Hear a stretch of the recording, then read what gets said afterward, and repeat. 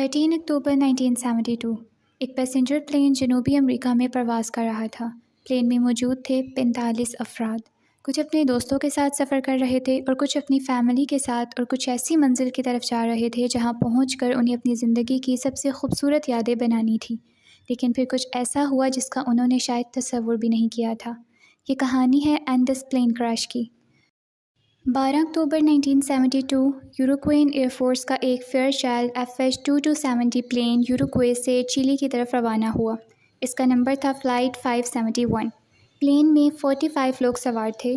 ان میں یوروکوئے کی ایک رگبی ٹیم کے نوجوان کھلاڑی بھی شامل تھے۔ ان کے ساتھ دوست، رشتہ دار اور خاندان کے افراد سفر کر رہے تھے۔ یہ لوگ چلی جا رہے تھے جہاں انہیں رگبی میچ کھیلنا تھا۔ سفر بظاہر عام تھا، لیکن راستے میں ایک بہت بڑا مسئلہ سامنے آیا۔ Ends mountains. پائلٹس کو ان پہاڑوں کے درمیان سے گزرنا تھا، اور یہی وہ جگہ تھی جہاں چند غلط فیصلے تاریخ کے بدترین فضائی حادثات میں سے ایک کا سبب بننے والے تھے۔ اینڈس کوئی عام پہاڑی سلسلہ نہیں ہے، یہ دنیا کے سب سے بڑے ماؤنٹین رینجز میں سے ایک ہے۔ کئی مقامات پر پہاڑوں کی اونچائی 20,000 فٹ سے بھی زیادہ ہے، اور اس وقت پائلٹس کو یہ بھی اندازہ نہیں تھا کہ ان کے نیچے موجود پہاڑ کتنے قریب ہیں۔ 13 اکتوبر 1972 کو خراب موسم کی وجہ سے صورتحال مزید مشکل ہو گئی۔ بادلوں نے پہاڑوں کو چھپا رکھا تھا۔ پائلٹس نے اندازہ لگایا کہ وہ چلی کے قریب پہنچ حادثے کی وجہ سے پلین اپنی اصل منزل سے پہلے ہی بائیں طرف مڑ گیا، اور اب پلین اس جگہ پر پہنچ چکا تھا جہاں اسے نہیں ہونا چاہیے تھا۔ پلین بادلوں کے اندر سے گزرتا ہوا آگے بڑھ رہا تھا۔ اندر بیٹھے مسافروں کو کچھ اندازہ نہیں تھا، پھر اچانک پائلٹس نے سامنے پہاڑ دیکھے، بہت قریب، بہت بلند، اور بچنے کے لیے قریباً کوئی وقت نہیں تھا۔ پائلٹ نے پلین کو اوپر اٹھانے کی پوری کوشش کی، انجن پوری طاقت سے چلنے لگے، لیکن پلین پہاڑ سے ٹکرا گیا۔ ایک ونگ الگ ہو گیا، پھر دوسرا حصہ بھی تباہ ہو گیا۔ پلین پہاڑ کی برف پر پھسلتا ہوا کئی 100 میٹر تک آگے گیا، اور آخرکار ایک برفانی وادی میں رک گیا۔ فلائٹ 571 ختم ہو چکی تھی، لیکن زندہ بچ جانے والوں کے لیے اصل کہانی اب شروع ہوئی تھی۔ جب حادثے کے بعد خاموشی چھائی تو کچھ لوگ ابھی زندہ تھے، لیکن صورتحال ناقابل تصور تھی۔ کئی مسافر مر چکے تھے، کچھ شدید زخمی تھے، اور باقی لوگ ایک ایسے علاقے میں پھنسے تھے جہاں رات کے وقت شدید سردی ہو جاتی تھی۔ ان کے پاس نہ مناسب کپڑے تھے، نہ گرم رہنے کا انتظام، نہ خوراک کی مناسب مقدار، اور سب سے اہم، انہیں یہ بھی معلوم نہیں تھا کہ وہ کہاں ہیں۔ وہ سمجھ رہے تھے کہ ریسکیو ٹیم جلد پہنچ جائے گی۔ زندہ بچ جانے والوں نے پلین کے فیوزلاج کو پناہ گاہ بنا لیا۔ وہ اس کے اندر ایک دوسرے کے ساتھ سمٹ کر بیٹھ گئے۔ باہر برفانی ہوا چل رہی تھی، اندر زخمی لوگ درد سے کراہ رہے تھے۔ ان کے پاس جو کچھ تھا وہ جمع کیا گیا، چاکلیٹس، بسکٹ اور دوسری کھانے کی چیزیں، اور تھوڑا سا پانی۔ انہوں نے خوراک کو انتہائی احتیاط سے تقسیم کرنا شروع کیا۔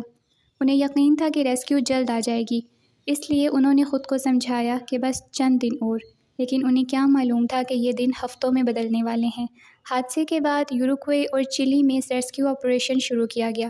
جہاز تلاش کے لیے بھیجے گئے، لیکن مسئلہ یہ تھا کہ اینڈس ماؤنٹین بے حد وسیع تھے۔ سفید برف کے درمیان ایک سفید پلین تلاش کرنا انتہائی مشکل تھا۔ اوپر سے حادثے کی ایگزیکٹ لوکیشن ابھی معلوم نہیں تھی۔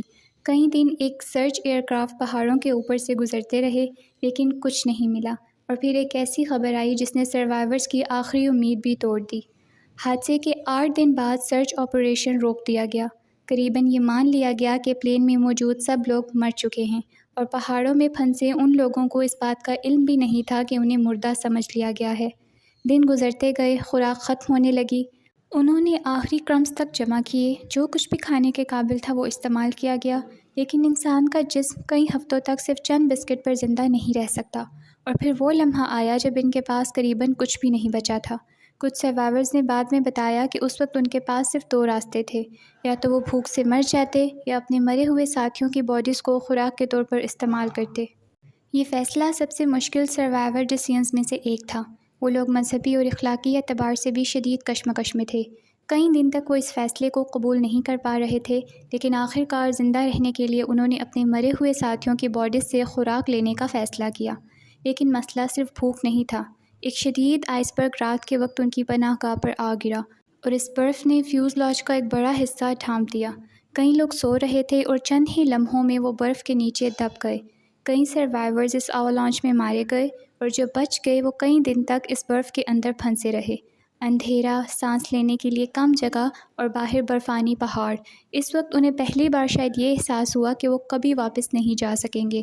دن ہفتوں میں بدل گئے، ہفتے مہینوں کے قریب پہنچنے لگے، اور اب وہ حادثے کے قریباً 2 ماہ بعد بھی زندہ تھے۔ ان کے جسم کمزور ہو چکے تھے، کپڑے پھٹ چکے تھے، چہرے بدل چکے تھے، لیکن ان کے اندر ابھی بھی امید باقی تھی۔ اور پھر 2 نوجوانوں نے فیصلہ کیا کہ اگر ریسکیو انہیں نہیں ڈھونڈ سکتی تو وہ ریسکیو کو خود تلاش کریں گے۔ 2 سروائیورز نانڈو پراڈو اور روبرٹو نے فیصلہ کیا کہ وہ پہاڑوں سے باہر نکلنے کی کوشش کریں گے۔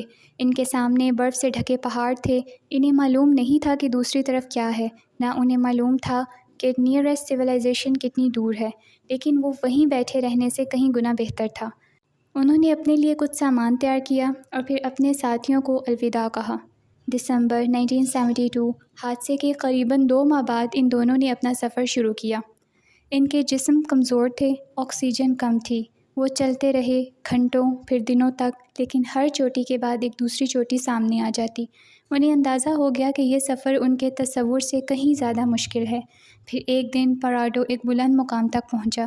اس نے سامنے دیکھا اور پہلی مرتبہ اسے برف کے علاوہ کچھ نظر آیا۔ دور ایک سبز وادی اور پھر ایک دریا۔ اس کا مطلب تھا کہ پہاڑ ختم ہو رہے ہیں اور شاید انسان بھی یہاں رہتے ہیں۔ آخر کار انہیں دریا کے پار ایک شخص نظر آیا۔ وہ گھوڑے پر سوار تھا۔ اس کا نام تھا سرجیو کیٹالان۔ دریا کے بہتے پانی کے شور کی وجہ سے وہ لوگ ایک دوسرے کی بات سمجھ نہیں پا رہے تھے۔ پھر گھوڑے پر سوار آدمی نے ایک کاغذ اور پینسل پتھر کے ساتھ باندھ کر دریا کی دوسری طرف پھینکی۔ پھر نانڈو پراڈو نے کانپتے ہوئے ہاتھوں سے ایک نوٹ لکھا جس میں اس نے پلین کریش کے بارے میں بتایا اور مدد کی درخواست کی، اور پھر نوٹ کو پتھر سے باندھ کر دریا کی دوسری طرف سرجیو کیٹالان کی طرف پھینک دیا۔ سرجیو نے نوٹ پڑھا اور اشارہ کیا کہ وہ سمجھ گیا ہے اور وہ مدد کرے گا، اور اس نے کچھ بریڈز ان دونوں کی طرف پھینکے کہ وہ قریبی ٹاؤن پوئنٹے نیگرو میں پولیس کو اطلاع دینے کے لیے روانہ ہو گیا۔ سرجیو کیٹالان نے فوراً مدد طلب کی اور آخر کار ریسکیو ٹیمز کو اطلاع پہنچ گئی۔ قریباً 72 ڈیز کے بعد معلوم ہوا کہ اس حادثے کے کچھ لوگ ابھی بھی زندہ ہیں۔ ریسکیو ہیلی کاپٹرز دوبارہ اینڈس کی طرف روانہ ہوئے اور آخر کار زندہ بچ جانے والے 16 افراد کو اینڈس ماؤنٹین سے باہر نکال لیا گیا۔ یہ ہے دی اینڈس پلین کریش کی کہانی۔